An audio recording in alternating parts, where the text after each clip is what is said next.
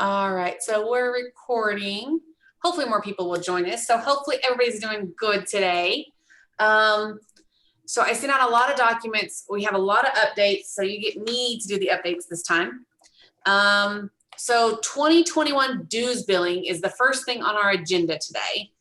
That will be going out as soon as we're done. I wanted to make sure that you guys got the update first. No changes to any of the dues prices this year. So affiliates stay the same. Local, state, and national are all the same. So you won't see any increases on the dues billing. In the handout that I gave you guys, that I emailed everyone out, and hopefully everyone did receive that. Let me know if you didn't. We made a little infographic. This is just the black and white copy, but it'll tell you the timeline. So I'll share that again on our Facebook page. It's been shared a couple of times. It's available on our hub as well, but all invoices are due December 31st. What's a little different this year, if they don't pay by January 5th, flat $50 late fee. And because we're partnering with the Canopy MLS, we're going to follow the same guidelines as them to make it a little bit easier. If they're not paid by January 15th, then they become inactive in our system. And then by January 31st, the designated realtors get billed the non-member fee. So per NAR guidelines. And so that's all on that little infographic for dues billing on those timelines. And we'll send out reminders and everything, but we want them to know how much they owe and everything. There's an education piece that needs to go. That association dues are completely different from MLS dues. Association dues are only billed once a year. It pays them all the way through December 31st of the following year. There's no refund once they pay it. And you have to have an association membership of your choice to be able to have access to an MLS. Canopy MLS, Central Carolina, whatever MLS of choice they have. So any questions on that? Secondary members, if the secondary members, just make sure that they're paying through Piedmont, through PRAR. If you have any secondary members for South Carolina, if they are also local members, they will be getting a bill through e-commerce as well. The way the billing goes, and they'll need to let us know if they pay through e-commerce and they're going to pay through us as well. So it could get a little messy. So if, hopefully we can get them paid through us first if they're going to keep their membership with the local association. And the bills from the state association will go out the 1st of November. So we have about 2 to 3 weeks ahead of them. So that's what we have for local membership. And now I have some more people to admit. Hold on one second.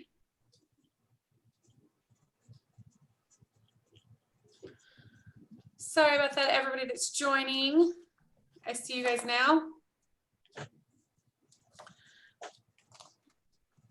And there's one more person to admit, sorry.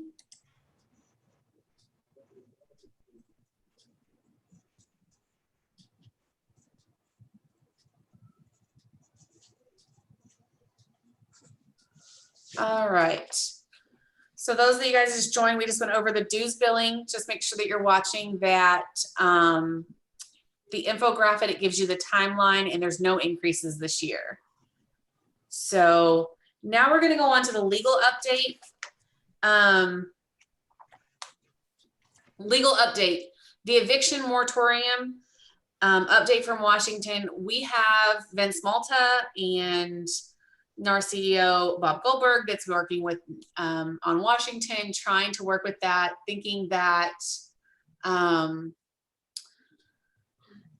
it's going to be a huge crisis afterwards if they wait till December for all the evictions. So keep that in mind. Keeping that in mind, they are working very hard on that. The problem that's coming into play right now, the eviction moratorium says that you can still evict tenants if they are breaking the lease or breaking the law. But some courts are interpreting that differently. So the best advice from the legal team is if you are a property manager or dealing with that, is to hire an attorney. So make sure that they are dealing with that properly so that you can follow the way that executive order is written the best. And so in that handout, there's a couple different links to that information. Talking to Byron and Austin with the legal hotline. The biggest questions they're getting from the legal hotline revolves around disputes with earnest money, the repair procedures and due diligence questions, the buyer-seller contingency questions, and then the escalator clauses. So the biggest suggestion I can tell you, the repair procedures and due diligence, we have posted the last broker update on our YouTube channel. It's also on our website under market updates and newsletter updates, the news and information. They can go watch that last broker update and see all of Austin's updates on the differences between those. If you want them to watch that, your agents, they can call the legal hotline as well. And when they come to hire escalator clauses, because we're in a seller's market and everything's going for multiple offers, they really discourage escalators clause. Give your best offer right now. Best and final offer is what they're suggesting for your buyers. So that was the legal update that we got from the SCR legal team. The update we got yesterday on a meeting with the directors from all of South Carolina from SCR was that the legal hotline and the communications just went through a huge audit with SCR, and that we should be getting that information to us as the local associations in the next month or so that we can see that information, and there'll be some subtle changes that you'll also be seeing. So there's more consistencies for that. So not that the members will see it, but you'll be able to see more consistency across the legal team, and then some better findings and more information with the communications. So any questions on the legal hotline or legal updates that you guys have? The MLS lawsuit, did you guys see the update, the most recent update for that? Were you guys up? Anybody have any questions on that update with the lawsuit against NAR and MLS? What did it say? Basically, their request to dismiss that case was denied, so they're going to have to go to court. So they're in the next session. They still feel, legal counsel Katie Johnson still feels that that we're going to win, and it's in the best interest of our members and the consumers for the cooperation agreement, but they are going to have to go to court. And she's still saying it's going to be several years tied up in court. So. Thank you. No problem. All right, so the next one is the LLR updates. So you know that fingerprinting was started being required as of July 1st. And there's no exceptions or extensions to that law. So LLR was hoping that, that they would be extended. They didn't know how serious, SCR and everything was on that, even though it was past 3 years ago. And then COVID hit, so it sort of snuck up on them, even though it shouldn't have. So the way it's working right now is they take the class, and then they have to get the background check, which takes about 2 weeks to go, a new agent. And then they have to schedule their fingerprinting, and then they get to schedule their test to be a licensed agent. So from the time they finish their class to the time they're taking their test is about 6 to 8 weeks. So I know that our SCR and everyone is in full full communication with the LLR team, but it's all legislation and regulatory and basically government, and there's not much they can do about it. They're trying. But there is a 6 to 8 week lag from taking the class to getting licensed, from taking the test. They do have the PSI, you know, we opened up 4 new testing centers in South Carolina through Nick going to the actual testing center director and saying, hey, we need more testing centers now that we're opening back up. What can we do?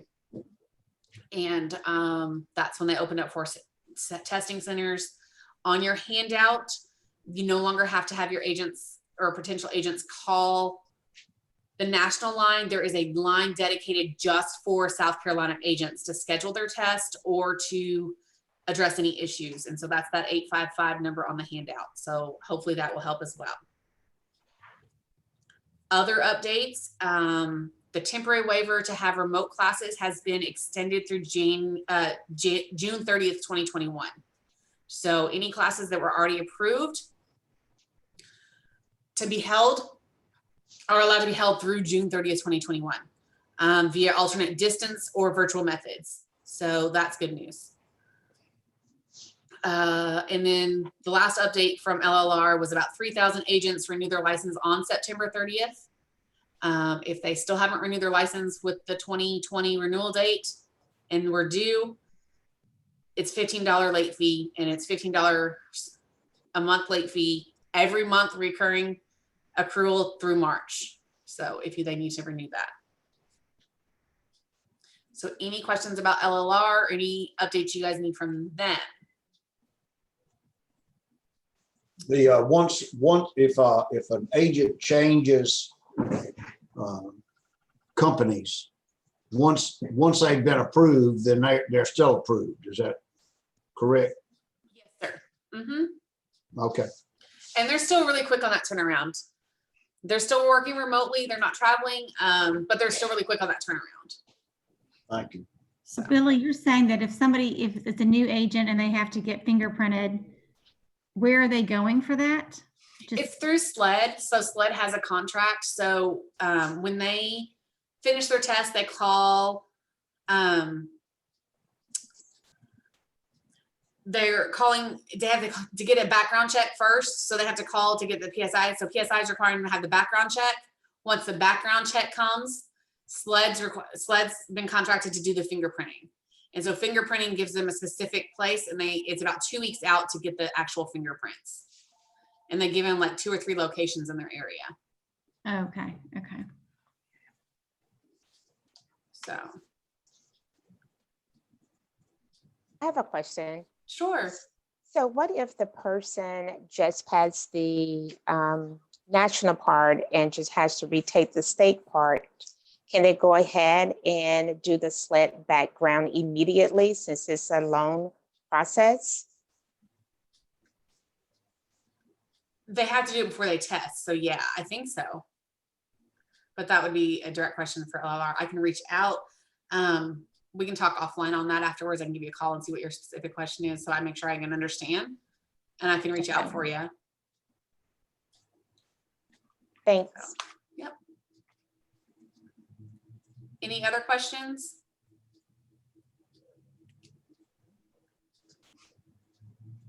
All right.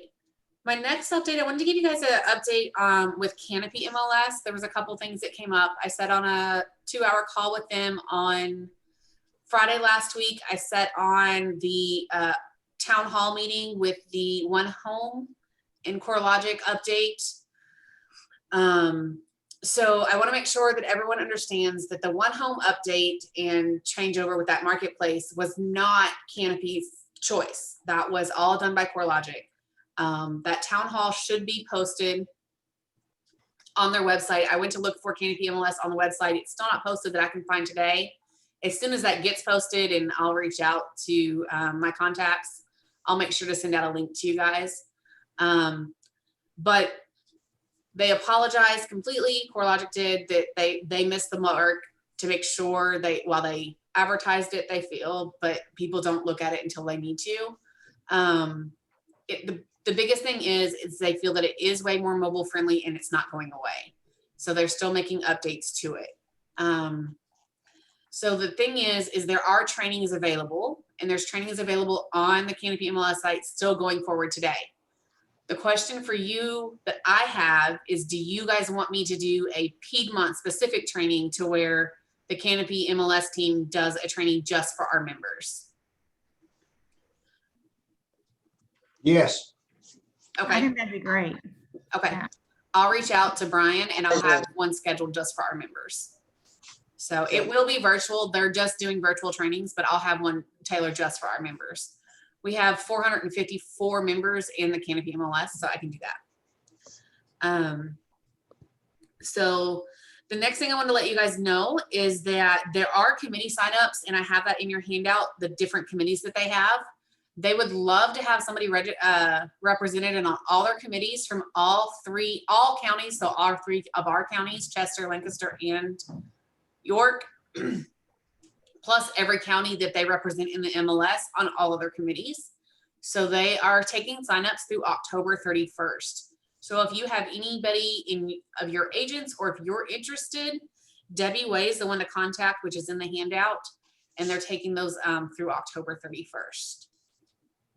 So I can help you with any contacts that you have. Broker Relations at Carolina MLS can also help with any questions that you have with Canopy MLS. But don't hesitate to ever reach out to me. And if you're seeing a problem, I've got contacts up there. I meet with them quarterly, but we also do a regional meeting that we can always meet with them. So please don't hesitate to reach out to me if you guys are having problems. Okay. And we can always do customized trainings. So any other questions on Canopy MLS or any concerns that I need to know about? Okay, and I did want to say, I have no control over it, but if you have members trying to get into Canopy MLS or new agents, we process new agents usually same day, usually within an hour of getting their application, or the very next day, as long as we have everything we need, like letter of good standing. The wait time to get somebody into the Canopy MLS is around 2.5 weeks, because that's how long it takes to process their application. So just make sure that you understand that. So now to more of the fun I'm stuff, sorry, I think. Can I ask you a quick question? Yes, go ahead, Susan. That seems like a really long time. Is that new? Because I mean, I've had agents come in and it's been more like 2 to 3 days. Since COVID, it's been about 2.5 weeks. So. And are they just saying that that's going to be because of COVID and they're working remotely, or just they just have that many new people coming on? I spoke to Lizzie yesterday, and they have 275 applications. So just with that number of applications and the number of people that they have working, and just keeping up with the other member things already, it's just taking them time to get through the applications. Okay, well, that's good to know.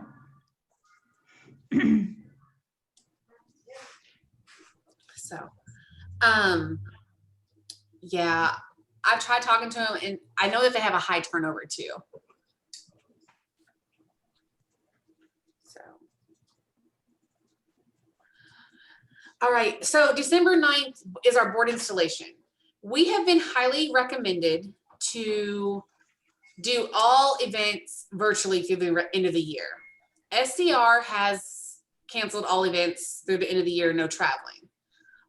We have Owen Tyler, who is going to do our board inductees, and he will be doing it virtually. My question for you guys as our core group, do you want to have our regular end of the year luncheon, or do you want to continue to do it virtually through the end of the year?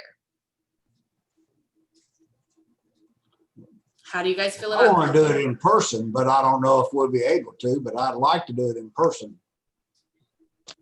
I'm good with in person, and so I just think we have to be careful how we do it now. I mean, if we can find a location that's large enough that we can spread out, or we limit, I mean, We we've have only to had about limit the 75 number of people. people. Huh. We would have to limit the number of people Yeah, we can have. so, I mean, I don't mind, we can do it, if we can find one that has internet access, we can do a hybrid model. And we're gonna have to do a hybrid model because Owen's gonna be there virtually doing the inductees. But I want to give the option to you guys as the brokers on what you prefer. So, I like the option idea, and I do that with office meetings as well, because some of my agents are still not comfortable with in-person meetings. So again, I vote for the option. But I'll be there if we can be in person, because I miss the relationship. Although I miss in person, I'll have to stay virtual, at least throughout, until the end of the year. I think you're going to have limited people that are going to want to be in person, even though I think everybody misses that. But I just think that even if you had 75 people and it was spread out, that just seems really risky to, I mean, people can take that choice, I guess, if they want to come or not. But I just don't know that people are going to feel comfortable doing that. But The other question would be cost now. We can't front the money and then not have the people show up. So if there is a situation where we can't do it, but we've already made our reservation, it's going to put a lot of work on you, Billy, to go back around and do stuff. So maybe we should just, maybe you can send out a poll and see how many people would attend in the in-person event. And if not, then if not enough, then we would do the virtual. I guess the big question is, because I know you have a lot of extra stuff on you because of this COVID stuff, Billy, what is easier for you? Because ultimately everything falls on you, and I know it does. I mean, I don't mind either way. I want to do what our members want. For the only thing for me is, as far as COVID goes, there's no buffet. It would have to be a plated lunch. That's the only thing. So we come in, we sit down at the tables, and it has to be a plated lunch. So normally we do a buffet, and I don't think that's a buffet safe at this point, but so it'd have to be a plated lunch, but that's the only thing I would say. So.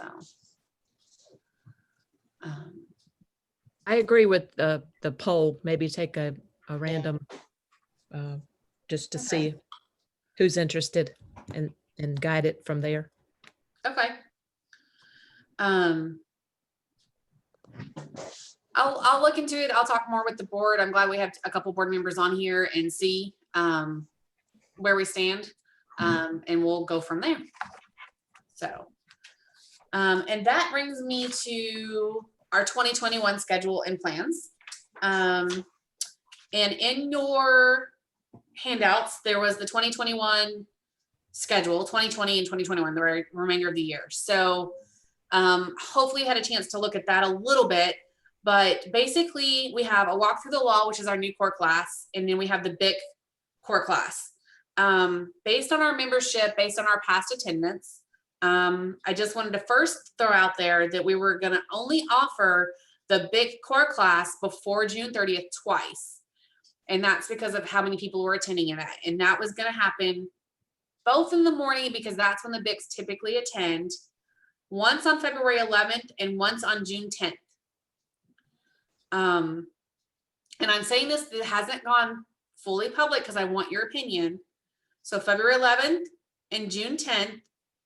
And then we also have Western Upstate that you could do that virtually with Diana Brothers as well. And not have to take a class and a test afterwards. And then we have the other classes as well.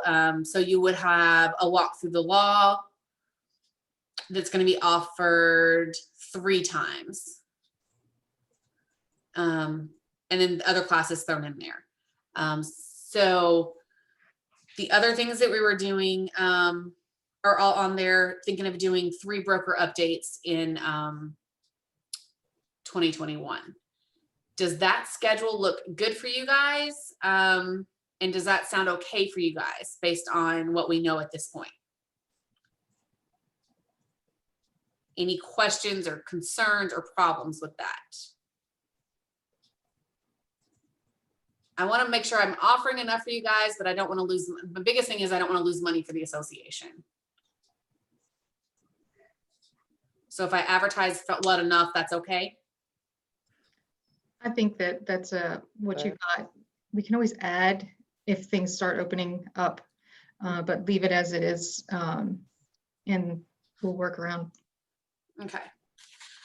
Yeah.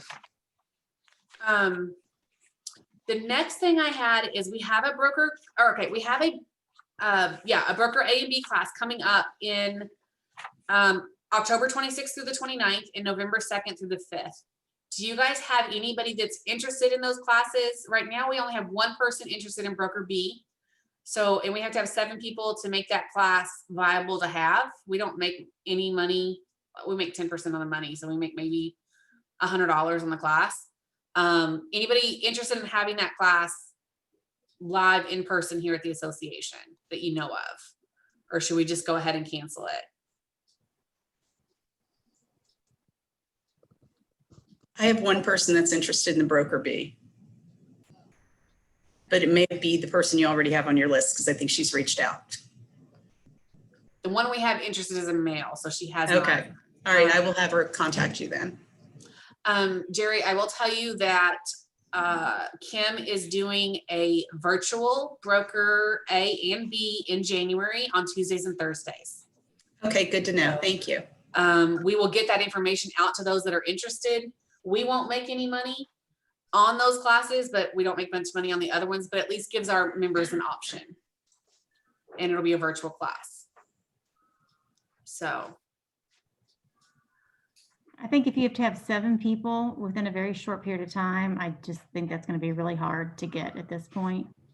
And that's what Kim and I were thinking. And Yeah. from what I'm seeing, it's a really busy time for you guys and people are having to go with where the sales are right now. So, okay. Make sure I'm not missing anything. So I have a list. Well, here's my dilemma. This year is an anomaly. So we did a lunch and learn and I kept it consistent all of last year and the beginning of this year. And I didn't have much participation from the agents. Sometimes I didn't have anybody show up. Sometimes I didn't. I had maybe 2 or 3 people show up for the lunch and learns. And that may have been my fault based on the topics. And I will take full credit of that. So I sent out a lunch and learn suggestions, ideas that I have been brainstorming and thinking about. And I have one scheduled for January and we're going to go ahead and do it because it's the most popular one. And we have a CPA coming January 7th, 11:30 is going to do a lunch and learn and it's business and individual tax planning for the realtor. January 7th, Jason Ackerman from B&A CPAs is going to lead that for us. The question is, do we continue with our monthly lunch and learns? Are they viable? Are they worthwhile for you guys and your realtors?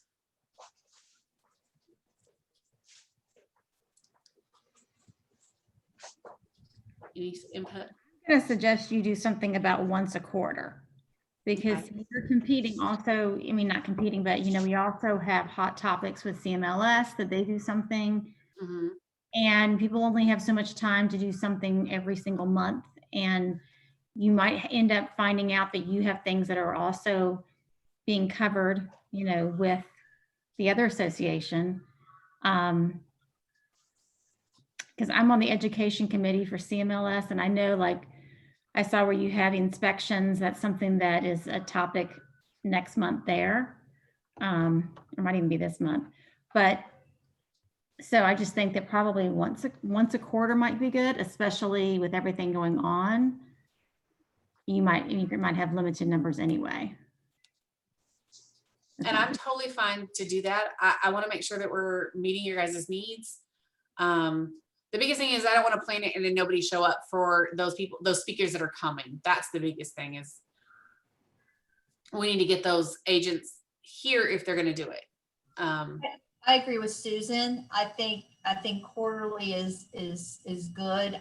I'm more of quality is better than quantity. And the ones that you've done in the past that I've attended have been really great. And I would hate, and well attended, and I would hate just to, for the sake of having something on the calendar, for the quality to go down, because that just hasn't been the case in the past. They've been very good. Okay. So I will look at doing something quarterly, and we'll go from there. So, all right. All right, I have some big news, and some of you guys know about it, but we are going to have our first broker summit. And this is going to be February 17th. And it's going to be at Napa in Kingsley. And let me go ahead and share what I have for you guys. Oh, it's not. Okay, it's not gonna let me share it. Okay, so I will send this out afterwards. Our guest speaker is going to be Matt Daugherty, a former basketball coach at UNC, Kansas, and a couple other colleges. And he is a radio personality up in Huntersville, and he does, I think, 2 different radio shows on Thursday, and he's also a motivational speaker.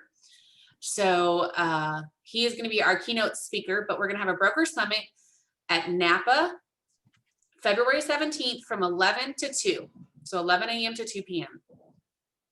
As soon as we're done with the call, I will send out the brochure. If you register before December 31st, it will only be a $15 registration fee. Before January 15th, it'll be $25. Between January 1st and January 15th, $25. And then after that, it'll be $35, so that I know how many people are coming. So I know if we get a huge influx of brokers that want to come to the broker summit, it will be, we'll move it so that we have more room to spread out. We're going to have a really nice lunch, hanger steak, salmon. You're going to have appetizer, you're going to have salad, a full entree, and you're going to have a choice of 2 different desserts. So, and we're going to have lots of speakers, but plus the motivational speaker, Matt, on leadership and sales.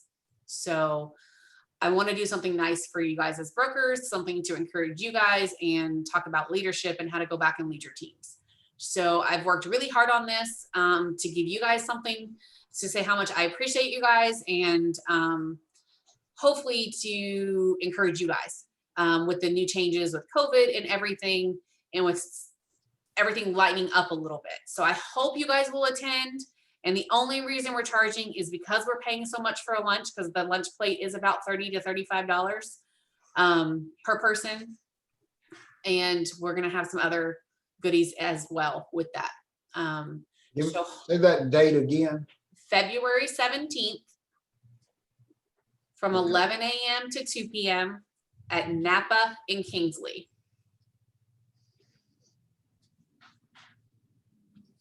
So, and you guys are the first to hear about it besides my board of directors. So I've been wanting to do it for about a year, and then COVID hit. So I finally got it all submitted, and I was able to secure Matt earlier this week. I had a different speaker in mind, and it didn't sit well with me. So I backed out and went with Matt instead. So, and he has great reviews. So I'll send you the links to his 2 different testimonies, his own website. And then there's a big article as well that I have on him that I'll send to you guys on his speaking ability.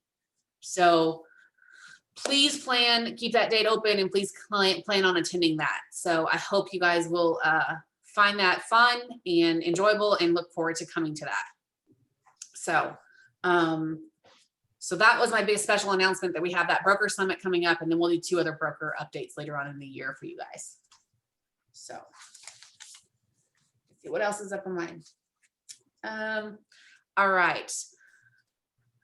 Have you guys all looked at our new website that came out in July? Have you guys been out there playing on it at all? Any questions on it? Have you had any problems with it? Do you like it? Yeah. Anything that you need to see on it that you want me to put on there? I find it fairly easy to navigate, which for me says something, because you know how technically inept I am, Billy. All right, so I've worked really hard on trying to make it very friendly, user-friendly for you guys. And you know, I forgot to put it up here, so let me go here. There's our membership numbers. If you guys haven't seen them, we are now officially a medium association. So you guys know we have increased our membership over the last year by 7%. So can you guys all see our website here? Mm-hmm. All right. Yes, ma'am. So the biggest thing we have, so you can see our most up-to-date stuff coming up right here. I try to put on here anything that, so that you can go here and see anything that's happening with our national or our state association really easily. We have our first CE classes coming up October 28th. There, so you can click here. Here, find a realtor. Since Mary Ann's on here, I'm going to click Mary Ann's on here. So we can go here and you can see that Mary Ann's updated her about us, her hub, and has this information. So you can send Mary Ann an email. Other thing, if you go here to education, we have professional development courses, online education, all that kind of information, your code of ethics. I've also broke it down. You can take any of these classes. If you get dual credit classes, if you need something for both South Carolina and North Carolina dual credit classes, you can take any of these classes and get CE credit for both. So I've tried to make it very user-friendly. Are those all online classes that you're looking at there? These professional development classes, yes. And if you take them through here, they're through the NAR Realtor Education. But if you click here, our association gets a little feedback. Okay. But if you go to our news and market reports, I try to keep all of our market reports updated. Today, September market reports should be coming out today or tomorrow. But you have all of our market reports here. Here you'll see where the Panthers spoke on September 23rd at our membership meeting. So you can go to listen to that recording. This is the due diligence versus repair procedure from the broker update in July. Here's a lot of the newsletters. Now the newsletters are coming out from our new website. So they're actually in your email. So here's all the information. Now the member can log in here when they get their invoices. But the other thing I wanted to show you, and I'll need to go back, is the hub. So let me go into my hub. This info hub, everybody has access to as a member. So if they member login, this is what they're going to log into. So this is my account.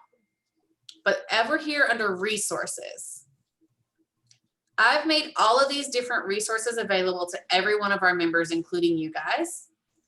So that annual dues infographic that I sent out to you, everyone has this available on the hub so they can see the timelines.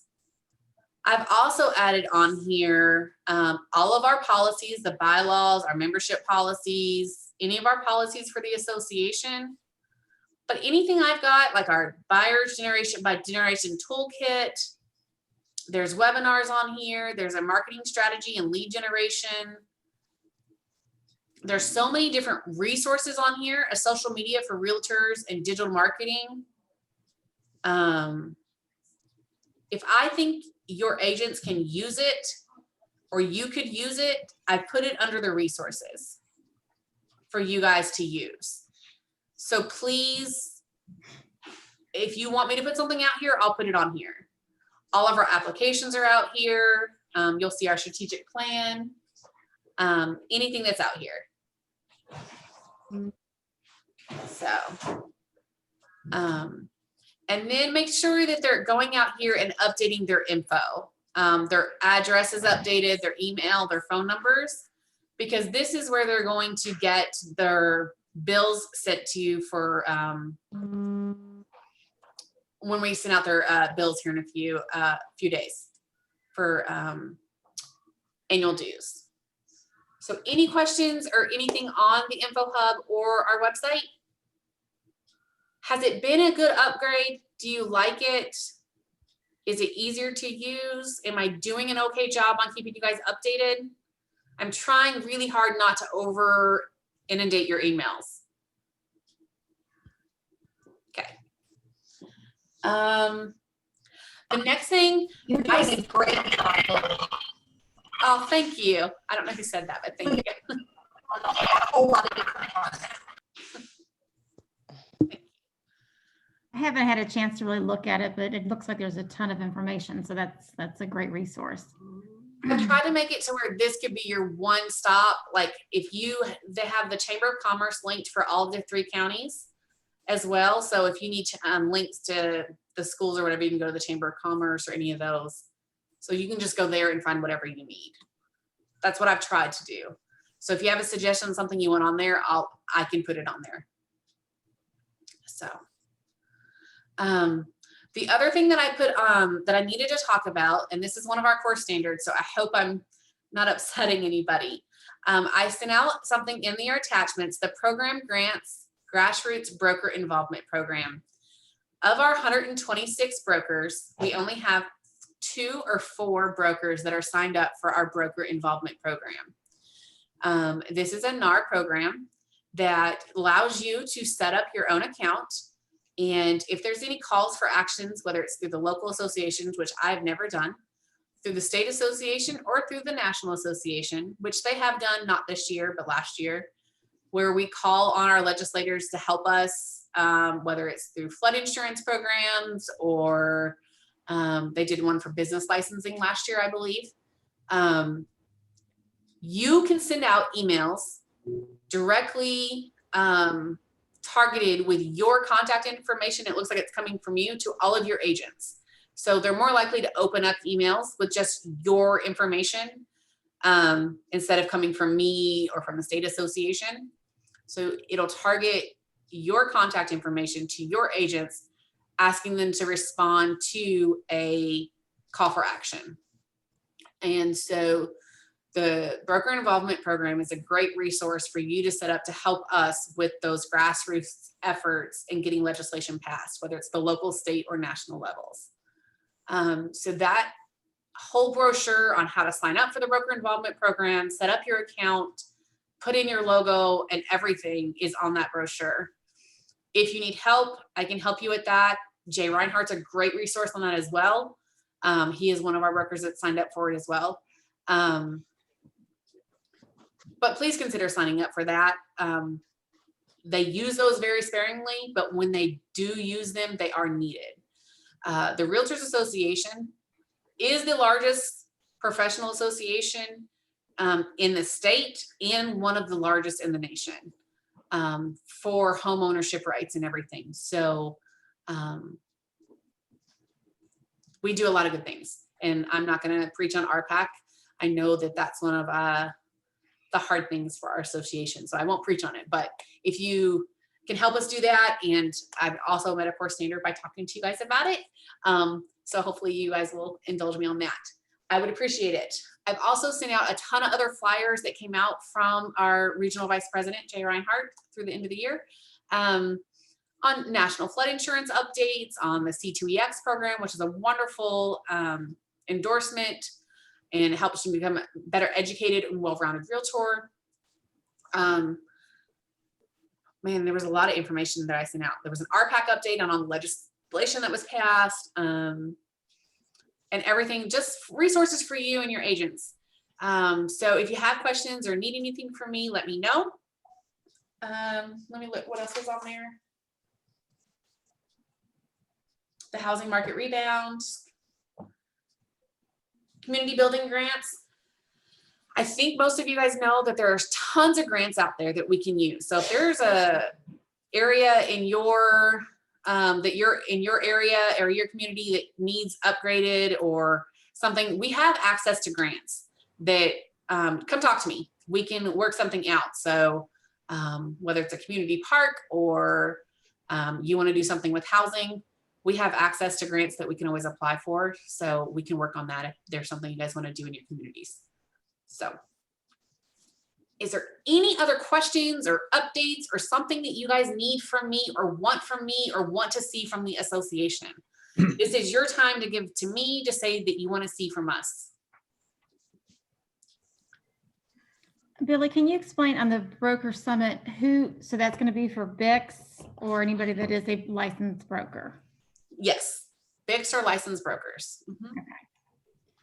And then I know you mentioned the lawsuit with MLS on the national level. Uh-huh.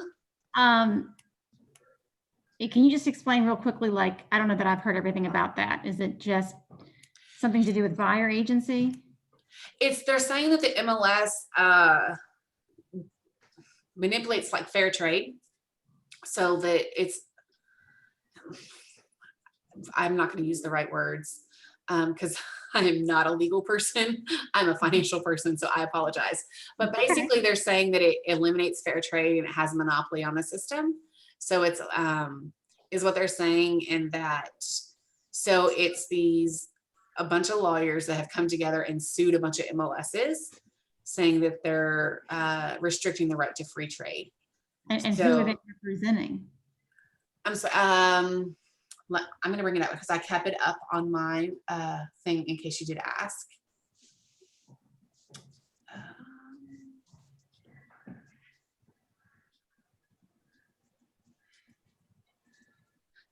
So NAR is representing, and so they're representing the consumers. So it's basically, you know how they have all these lawyers that will do like consumer action, like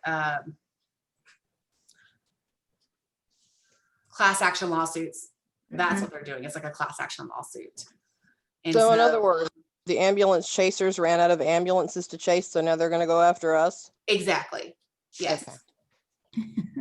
You're much better at April than I am. I'm just not good at the whole legalities of it. I understand it, but trying to explain it. I could probably Google more on it, but it sounds like that's going to be tied up for a while anyway. It is. Can NAR countersue for us to join their bar associations, since they are restricting our use of information to the legal trade?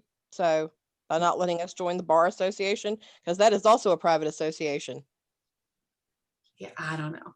Susan, let me send you, I'll send you some articles on it and the updates from Katie, because she can explain it way better. Yeah, that's fine. I was just curious. Yeah, I just, because is this the talking points on it? I have talking points on it. I just need to find them. Yeah, you can send it to me. I was just curious, but yeah, thank you. Yeah, I apologize. Now I can't find it because I'm just terrible at that. So I apologize. Any other questions for me that I hopefully can answer? All right. Well, that's all the updates I had. I hope that this was all useful. I will tell you that they expect the memberships to grow for realtors across the state by about 5% over the next year. There's still lots of people getting into the real estate business. So hopefully that's good for your guys' business. They are expecting that over the next year.